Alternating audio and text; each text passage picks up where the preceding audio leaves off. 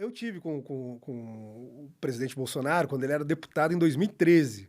Assim, em maio de 2013. Ele, acredito que nem lembra disso. Eu tive lá porque, sei lá, moleque morava lá em Brasília. Falei, pô, vou lá ver esse cara que eu vejo no CQC, na Luciana Gimenez. Um cara engraçado, era de direita, eu já me considerava de direita na época. E uma das coisas que eu perguntei para ele foi isso. Falei, presidente, deputado, o senhor não pensa em ser candidato a presidente um dia? Ele falou, pô, eu sou zagueirão, meu negócio aqui é jogar para fora as pautas da esquerda, barrar, não sei se eu conseguiria levar isso adiante. Na época ele até citou alguns outros nomes que ele achava que seriam possíveis, só que as coisas evoluíram e o negócio caiu no colo dele. E de fato a gente vê isso, não é uma coisa que ele buscou tão ostensivamente, mas aí em 2014... Bom, ele buscou 4 anos antes, não, ele sim, buscou ostensivamente. Mas aí o que acontece o processo? 2014 o Aécio perde, Sim. urna inauditável, a Dilma com todo... aquele problema econômico, corrupção, estourou o escândalo. E o Aécio se furta de querer liderar o processo. Ah, não, deixa pra lá, tal. Aí ele falou, porra, não tem ninguém, então sou eu. Foi um pouco aquela coisa assim mesmo, tipo, não tem outro, vou pro sacrifício, vou me... Porque muita gente pensa, pô, ser presidente é legal pra caramba, tal. Pô, a gente que tá lá com ele vê que não é. O cara não tem vida, o cara... virou aquilo ali 24 horas por dia, o Alvorada lá, a casa dele, vidro em tudo, então às vezes a gente tá conversando, os caras tirando foto, com microfone que consegue captar o que a gente tá falando lá dentro, não tem privacidade, é um cara que dorme extremamente tarde, acorda cedo, tá sempre ali preocupado, sai do Palácio do Planalto, os caras vão lá na Alvorada encher o saco, não, o presidente tem que resolver isso, tem que resolver, e que eu vejo que realmente tá ali para fazer o melhor, dar o melhor dele, então... Para ele foi realmente um sacrifício, só que ele foi atrás por causa disso. E na época ele não tinha tanto essa pretensão e já pensava na questão do voto auditável, que ele achava que era uma segurança a mais. Até tem uma curiosidade, não estou falando que tem correlação, mas tem uma curiosidade que o primeiro voto eletrônico que nós tivemos na história foi justamente a primeira vitória do Lula. Antes disso não tinha, tinha até um debate que tentaram... Olá, se você tem no mínimo R$500 parado dentro do FGTS, antecipe agora de uma forma segura e rápida, dinheiro na conta em até 24 horas. Fale com a Gabriela no primeiro comentário fixado. Abraço, um bom vídeo. Tentaram não implementar, talvez uma eleição municipal antes, mas assim, nível federal foi o primeiro. E aí criou toda essa celeuma, acusam o presidente o tempo todo, o TSE... abre o processo ali para que as instituições diversas, universidades, Polícia Federal, etc., incluindo as Forças Armadas, deem contribuições para ampliar a segurança. As Forças Armadas vão lá, dão uma série de sugestões, os caras aí que lidam com cyber war, os caras que lidam com... que são os caras que estão na ponta mesmo. Se bem que pelo histórico da Dilma, eles não estão lidando muito bem. Não, mas aí é Forças Armadas mesmo. É verdade, não é a BIM.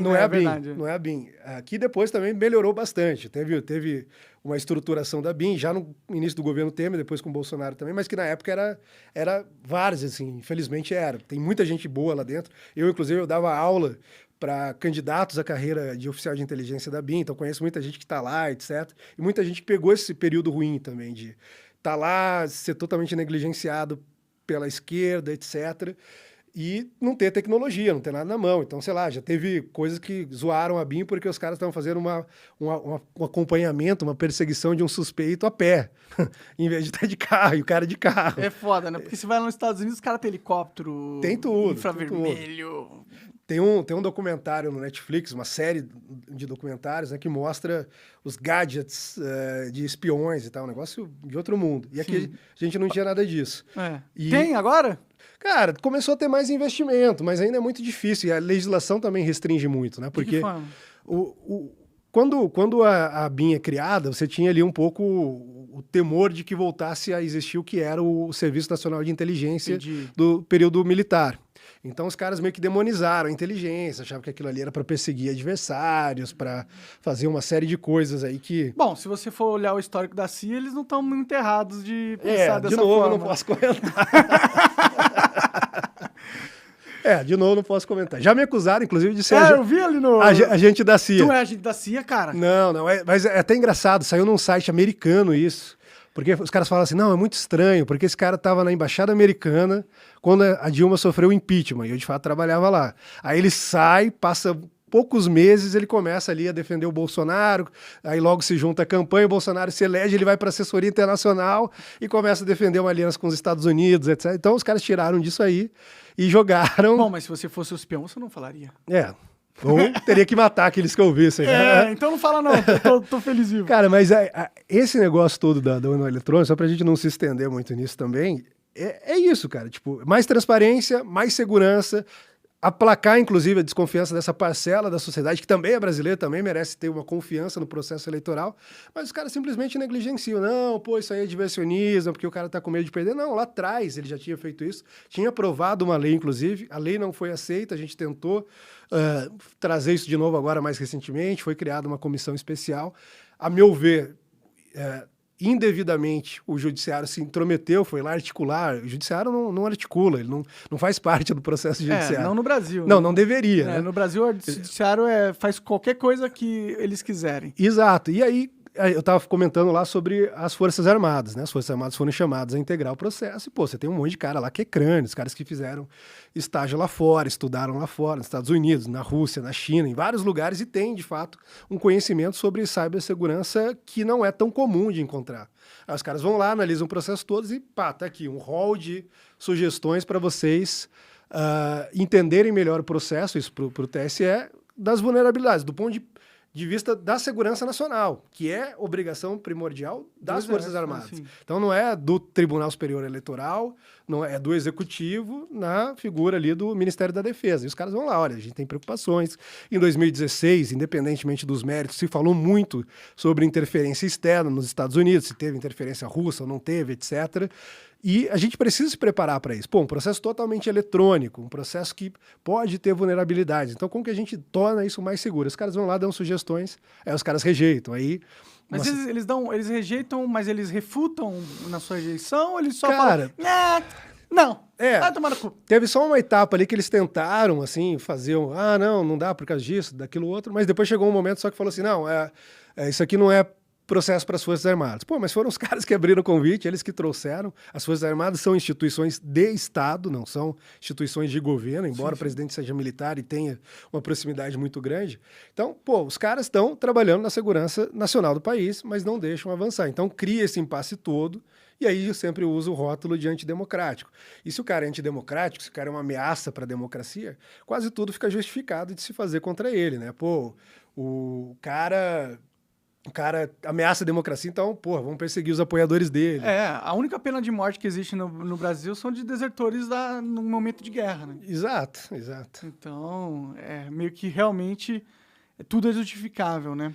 Mas, bom, nesse caso da urna eletrônica cuspir um papel lá que ninguém toca, mas você pode ver e tal, eu acho interessante porque depois se fizer a auditoria e ver que a urna está diferenciada, tipo, o voto no físico se diferenciou do voto eletrônico, aí dá para se fazer uma avaliação de o que foi comprometido. Sim. Foi o eletrônico ou foi os papéis? E aí confiar na nossa polícia. E se tem uma diferença, você sabe que teve um problema. Por exemplo, na Áustria, que é um país ali desenvolvido, etc. Na Áustria, em 2017, se eu não me engano, ou 2016, houve um pleito, ali você tem tanto o primeiro-ministro quanto o presidente, né? Houve um pleito, se eu não me engano, para presidente.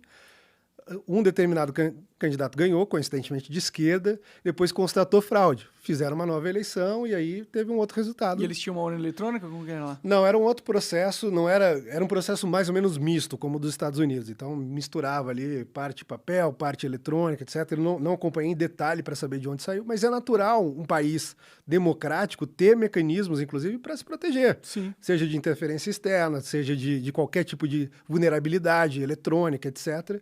E aqui no Brasil parece que é pedir demais. Não, o cara que faz isso é uma ameaça à democracia.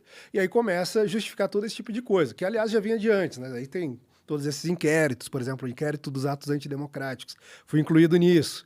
Inquérito das fake news, eu fui incluído nisso. Isso é um absurdo, né? Proibir fake news. É a mesma coisa que falar que vai proibir mentira. Ou seja, tem o órgão da verdade. Tem um problema aí, assim, eu claramente sou contra fake news. Eu acho que, como eu falei, você tem que ter as discussões livres, mas a mentira você refuta com a verdade. Sim, com a verdade. Você vai lá e demonstra. Pô, isso aqui tá errado por causa disso. O cara pode estar equivocado, o cara pode ter comprado uma informação e ficou vendido naquilo ali, sei lá, chegou no WhatsApp e ele acreditou.